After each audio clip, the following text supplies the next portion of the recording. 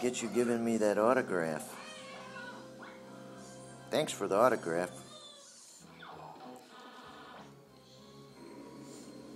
Are you going to teach ballet too?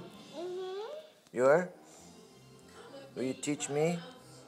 Grandpa, you're a boy. You have to get a ballet costume to do ballet. Oh, I do? Can I do it in my underwear? No. Why not? Huh? You could get one of your other clothes and do it. Like what? My sweats? Yeah, those would work. They would?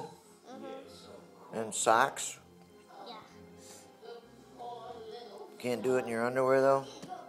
Guess what? What? Even the boys have to wear tights. Tights? I can't wear tights. I know, but it's okay.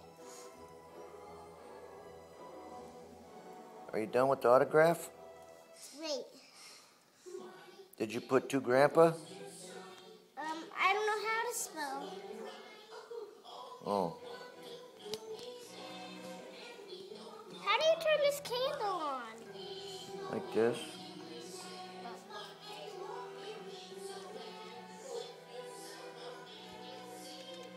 To Grandpa from the ballerina.